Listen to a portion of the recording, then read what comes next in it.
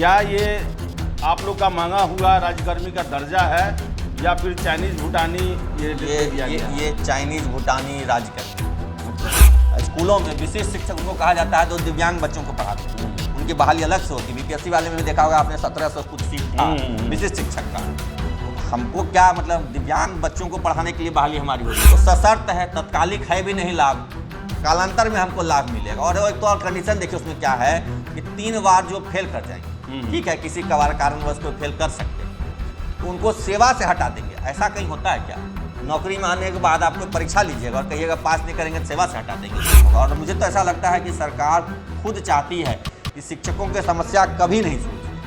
उनको कभी ऐसा कुछ मत दे दो कि उनकी समस्या समाप्त हो जाए, कुछ ना कुछ उनको पेच फंसा कर। एक ही विद्यालय में अलग अलग कैडर के शिक्षक नहीं रहे, लेकिन अभी वर्तमान समय हम लोग क्या देखेंगे, एक अध्यापक रहेंगे और एक विशिष्ट शिक्षक रहेंगे। एक तो जो ये पे स्ट्रक्चर है ये एक मैन्युफैक्चर्ड पे स्ट्रक्चर है। ये जो ओरिजिनल राजकर्मियों को मिलने वाला पे स्केल है उससे अलग है। ये ऐसा कोई पे स्केल अन्य विभाग के राजकर्मियों को नहीं मिलता। और हमको नहीं लग रहा है कि इन 7 दिनों में जो हम लोग सुझाव देंगे उस पर कुछ करेंगे। इनको तो विधिवत आमंत्रित करना चाहिए था, सभी संघों को बुलाते, 1 बाय 1 करके सबके सुझाव लेते, जो आपत्तियां थी निराकरण करते। कोई कोर्ट कचहरी, कोई धरना प्रदर्शन कुछ नहीं। नमस्कार, आप देख रहे हैं द बिहार टॉप। मैं हूं आदेशपुरी। बिहार में नियोजित शिक्षकों को राज्यकर्मी का दर्जा देने के लिए सरकार के द्वारा, शिक्षा विभाग के द्वारा एक नियमावली को जारी किया गया है। विशिष्ट शिक्षक कहाएंगे अब जो नियोजित शिक्षक होंगे वो। आपको बता दें कि इसके उपबंध जो हैं क्या शिक्षकों की मांगों को पूरा कर रहे हैं या अभी भी अधूरा है, बात करेंगे हम। टीईटी शिक्षक संघ के प्रदेश अध्यक्ष हैं अमित विक्रम जी। अमित विक्रम जी, क्या ये आप लोग का मांगा हुआ राजकर्मी का दर्जा है या फिर चाइनीज भूटानी ये चाइनीज भूटानी राजकर्मी है। अच्छा, जो हम लोगों की मांग थी उसको फिर से किनारे करके मनमर्जी से एक नई नियमावली बना दी गई। क्या प्रॉब्लम क्या है? सबसे बड़ा प्रॉब्लम क्या है? सबसे बड़ा प्रॉब्लम तो है कि हमारा आंदोलन, हमारी मांग सिर्फ एक रही थी, बिना शर्त राजकर्मी का दर्जा। और उस पे भी इन्होंने शर्त लगा दिया, सक्षमता परीक्षा। तो सक्षमता परीक्षा के नाम पे एक शर्त इन्होंने लगा दिया।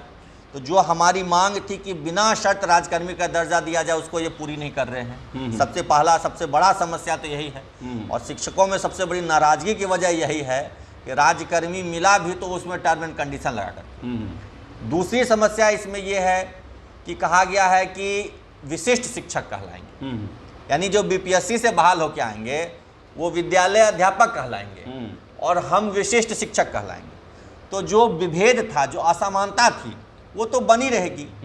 हमारी लड़ाई तो इसी बात की थी ना कि एक ही विद्यालय में अलग अलग कैडर के शिक्षक नहीं रहे, लेकिन अभी वर्तमान समय हम लोग क्या देखेंगे, एक अध्यापक रहेंगे और एक विशिष्ट शिक्षक रहेंगे और दोनों का कैडर अलग अलग, वरीयता अलग अलग, सब अलग अलग रहेगा। तो विभेद तो बना रहेगा, मनमुटाव आपसी कहीं ना कहीं उभर करके सामने आता रहेगा। तो ये दूसरी समस्या है।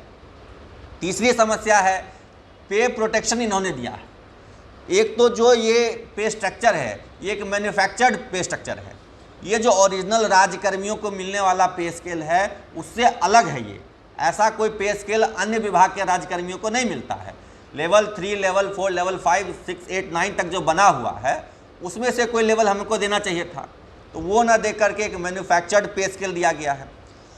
और उस मैन्युफैक्चर्ड पे स्केल में भी हमको केवल पे प्रोटेक्शन मिलेगा। इसको बड़ा बारीकी से समझने की ज़रूरत है। अगर कोई बेसिक ग्रेड के शिक्षक हैं, जैसे मैं एक बेसिक ग्रेड का शिक्षक हूँ और मुझे अभी बेसिक पे 26,500 के आसपास मिलता है, लेकिन मैं इंडेक्स 7 में, तो मुझे होना ये चाहिए था कि नए पे स्ट्रक्चर के इंडेक्स 7 में ही रखना चाहिए था, जिससे कि मेरा मूल वेतन 30,000 के करीब होता। लेकिन वो नहीं दे करके इन्होंने सिर्फ पे प्रोटेक्शन दिया, यानी कि अब मेरा जो वेतन होगा वो 30,000 ना होकर के 26,500 से ठीक ज़्यादा, यानी कि जो इंडेक्स 3 में इनका 27,000 के करीब है वो रहेगा। तो ये अपने आप में हम लोगों के लिए अपमानजनक है कि हमारी जो इतनी सालों की सेवा थी उसका हमको कोई लाभ नहीं मिल रहा है, केवल 2 इंक्रीमेंट मिल रहा है। हमको तो 7 इंक्रीमेंट चाहिए था, वो ना दे करके केवल 2 इंक्रीमेंट है। और जो ग्रेजुएट ग्रेड के शिक्षक हैं 6 to 8 के, उनके साथ तो और अन्याय हो रहा है। उनका बेसिक पे अभी 27,000 के आसपास है और उनको पे प्रोटेक्शन के कारण जो शुरुआती बेसिक पे है 28,000। जो बीपीएससी से नए बहाल होकर के आएंगे उनका भी बेसिक पे 28,000 होगा। और ये जो विशेष शिक्षक बनेंगे विभागीय परीक्षा दे करके, सक्षमता परीक्षा दे करके, उनका भी बेसिक पे 28,000 ही रहेगा। तो वेतन में भी कोई वृद्धि नहीं, और वो तो और वरीयता में भी नहीं परिलक्षित होंगे, क्योंकि दोनों का बेसिक पे 28,000 हो जाएगा। तो कहीं ना कहीं ये शिक्षकों के लिए एक तरह से ठगने का एक षड्यंत्र है, एक जाल है। लेकिन अमित जी सुझाव भी मांगा गया है, जो भी स्टेक होल्डर है उनको कहा गया है कि माध्यमिक शिक्षा निदेशक के जो आईडी है उस पर जो है अपने सुझाव दे। तो क्या लगता है, नियमावली पास हो गई, नाम के लिए सुझाव होगा या सच में सुझाव पर कुछ कार्रवाई भी होगा? देखिए, सुझाव तो मांगा गया, एक सप्ताह समय दिया गया और हम लोग विस्तृत तौर पर तैयार कर रहे हैं, जिन बिंदुओं पर आपत्ति है सुझाव देंगे। लेकिन हमको नहीं लग रहा है कि सरकार कुछ सुनेगी, क्योंकि सुझाव लेती है और सुझाव पर कुछ करती नहीं है। आज तक तो हम लोग यही देखते रहे, सरकार की जो मंशा रही है वो संदेहास्पद है। क्योंकि देखिए, जो आंदोलन भी हुआ उसके बाद इनको वार्ता करनी चाहिए थी शिक्षक संघों के साथ। तो वार्ता इन्होंने क्या किया, अपने ही सहयोगी दलों के नेताओं के साथ किया। तो सरकार की अगर मंशा होती कि वार्ता ही करनी है तो ठीक है, एक मीटिंग बुलाते शिक्षक संघों की, ठीक है, अभी भी देर नहीं हुआ है, ये नियमावली आई है तो सभी शिक्षक संघों को नोटिस भेज करके सबको बुलाया जाए कि भाई क्या आपके ग्रीवांसेस हैं, आप आइए बात कीजिए। आप ये सोचिए ना कि सरकार ने हमारी याचिका के खिलाफ सुप्रीम कोर्ट में एसएलपी दायर कर दिया, लेकिन आज तक हमको बुलाया नहीं कि आइए आपके संगठन के क्या आपत्तियां हैं उस पर हम लोग विचार विमर्श करें। क्यों, ऐसा क्या कारण लगता है? ये देखिए, ब्यूरोक्रेसी अब जो है ये तानाशाही की ओर है। यहाँ की जो ब्यूरोक्रेसी है वो तानाशाही की ओर अग्रसर है, जहाँ पे संवाद खत्म हो गया है। शिक्षकों से संवाद नहीं करना है। उनकी याचिका के खिलाफ सुप्रीम कोर्ट में हमने तो अध्यापक नियमावली पर आपत्ति दर्ज की थी कि हाँ भाई, इन बिंदुओं पर हमें आपत्ति है। और अभी भी जो नियमावली आई है, अगर सरकार 7 दिनों के अंदर जो हम सुझाव देंगे उस पर नहीं कुछ करेगी तो हम तो जाएंगे कोर्ट। तो कोर्ट में सरकार लड़ेगी, सुप्रीम कोर्ट में एसएलपी दायर करेगी, लेकिन फेस टू फेस बैठ करके कम्युनिकेशन नहीं करती। और हमको नहीं लग रहा है कि इन 7 दिनों में जो हम लोग सुझाव देंगे उस पर कुछ करेंगे। इनको तो विधिवत आमंत्रित करना चाहिए था, सभी संघों को बुलाते, 1 बाय 1 करके सबके सुझाव लेते, जो आपत्तियां थी निराकरण करते, कोई कोर्ट कचहरी, कोई धरना प्रदर्शन, कुछ नहीं होता। अमित जी, लेकिन सबसे बड़ा बात है कि इसमें राज्यकर्मी की बात देने की बात कही गई है। जी जी। तो क्या लगता है कि शिक्षक संघों को या शिक्षकों को जी जी ये प्रोविजन पसंद आएगा कि नहीं? ये तो नहीं हो सकता है कि कहीं शिक्षकों में ही फूट पड़ जाए, कुछ लोग तैयार हो जाएं इसे मानने के लिए, क्योंकि राज्यकर्मी का तो दर्जा मिल रहा है। देखिए, राज्यकर्मी का दर्जा सशर्त मिल रहा है। ये भी सोचिए कि आज की डेट में हम राज्यकर्मी नहीं बन रहे हैं। हमारे लिए 1 वर्ष के अंदर एक परीक्षा होगी, न जाने कब होगी। अभी 2024 के चुनाव से पहले होगी कि उसके बाद होगी। और उस चुनाव मतलब उस परीक्षा का परिणाम आएगा, जो पास करेंगे वो बनेंगे। तो सशर्त है, तत्कालिक है भी नहीं लाभ, कालांतर में हमको लाभ मिलेगा। और एक तो और कंडीशन देखिए उसमें क्या है कि 3 बार जो फेल कर जाएंगे, ठीक है, किसी कारणवश कोई फेल कर सकते हैं, तो उनको सेवा से हटा देंगे। ऐसा कहीं होता है क्या? नौकरी में आने के बाद आपको परीक्षा लीजिएगा और कहिएगा पास नहीं करेंगे तो सेवा से हटा देंगे। ये सब तो बेबुनियाद मनगढ़ंत तथ्य गढ़े गए हैं इस नियमावली में। तो फूट पड़ने की कोई बात नहीं है। सभी शिक्षक संघ एकजुटता से बैठेंगे इस मुद्दे पर, विचार विमर्श होगा और एक साथ मिल करके, जैसा आपने देखा था 11 जुलाई को हमारा संघर्ष था, वैसा ही संघर्ष पुनः होगा। एक साथ मिल करके हम लोग 17 संघ एक बैनर के तले शिक्षक मोर्चा के तले हैं और 4-5 संघ जो है माध्यमिक शिक्षक संघ के साथ हैं। सभी संघ मिल करके बैठेंगे, दोनों मोर्चा, दोनों समूह जो हैं आपस में संवाद करके एक तारीख तय करेंगे, बैठक होगी और आंदोलन हो चाहे कानूनी लड़ाई हो उस पर हम लोग विचार करेंगे। अमित जी, इतने वर्षों से आप संघर्ष कर रहे हैं इस मुद्दे के लिए, बहुत घटनाक्रम हुआ। बिल्कुल। इस एक समय ऐसा लगा कि ये दम आप लोग को मिलने वाला है।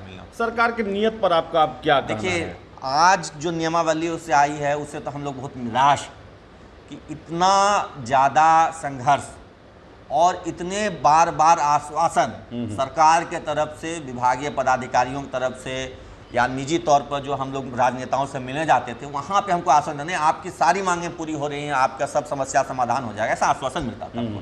और इसी वजह से हम लोग 3 महीने से 11 जुलाई से 11 अक्टूबर हम लोग इंतज़ार किए कि नहीं हमारे लिए कुछ बेहतर होगा, लेकिन हमको कुछ बेहतर नहीं मिला। ये आक्रोश मन में पनपेगा और ये आने वाले समय में आंदोलन की ओर अग्रसर होगा। और मुझे तो ऐसा लगता है कि सरकार खुद चाहती है कि शिक्षकों की समस्या कभी नहीं सुलझे, उनको कभी ऐसा कुछ मत दे दो कि उनकी समस्या समाप्त हो जाए, कुछ ना कुछ उनको पेच फंसा के रखो। जब आपको राज्यकर्मी देना ही है तो फिर ये नई नियमावली क्यों? जो बीपीएससी वाले के लिए आपने नियमावली बनाई है उसी में आप संशोधित करके समायोजित कर लेते हैं। और हम लोग यही सुन रहे थे कि यही होना है, समायोजन हमारा होना है, लेकिन ये समायोजन उस कैडर में नहीं हो रहा है। ये एक विशिष्ट शिक्षक आज तक मैं आपको बताना चाहूँगा कि आज तक स्कूलों में विशिष्ट शिक्षक उनको कहा जाता है जो दिव्यांग बच्चों को पढ़ाते हैं, उनकी बहाली अलग से होती है। बीपीएससी वाले में भी देखा होगा आपने 1700 कुछ सीट था विशिष्ट शिक्षक का। तो हमको क्या मतलब दिव्यांग बच्चों को पढ़ाने के लिए बहाली हमारी हो रही है क्या? हमको विशिष्ट शिक्षक आप कहेंगे? विशिष्ट शिक्षक का पूरा डेफिनेशन पहले विभाग को समझना चाहिए था कि किनको विशिष्ट शिक्षक कहा जाता है। तो उस कैडर में यानी दिव्यांग बच्चों को पढ़ाने वाले कैडर में हमको रखा जा रहा है। नियम मतलब नामकरण जो किया गया मैं उसकी बात कर रहा हूँ। और नियमावली में तो मैंने आपको विस्तार से बताया ही कि छोटी छोटी बातों को ऐसे पेच फंसा करके उलझा दिया गया है कि शिक्षक आने वाले समय में वही कोर्ट कचहरी, वही धरना प्रदर्शन में लगे रहेंगे। तो बता दें आपको कि नियमावली आई है राज्यकर्मी का दर्जा देने के लिए, लेकिन अमित विक्रम जो हैं टीईटी शिक्षक संघ के प्रदेश अध्यक्ष हैं, उनका यही कहना है कि ये भी एक तरह से छलावा है।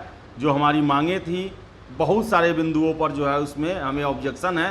हालांकि आपको बता दें कि शिक्षा विभाग के द्वारा 1 हफ्ते तक अपने सुझाव भेजने का ऑप्शन जो है वो दिया गया है, लेकिन जब सरकार ने पहले से मन बना लिया है तो ऐसे में इनकी उम्मीदें भी अब शिथिल होते जा रही है। और आक्रोश जो है, जैसा कि अमित विक्रम जी ने कहा कि आक्रोश का स्थिति बनते जा रहा है। तो आशा करेंगे हम कि सरकार बीच का रास्ता निकालेगी और जो बहुप्रतीक्षित मांग है शिक्षकों की उसे पूरा करने की कोशिश की जाएगी और सभी बिहार में शिक्षकों को एक पायदान पे ही रखा जाएगा, उसमें कोई वर्गीकरण न किया जाए, ऐसा शिक्षकों का मांग है और लोग भी यही चाहते हैं। तो देखिए आगे क्या होता है। फिलहाल इस वीडियो में इतना ही। वीडियो पसंद आया लाइक शेयर करें, हमारे चैनल द बिहार टॉप को सब्सक्राइब जरूर कर ले। धन्यवाद।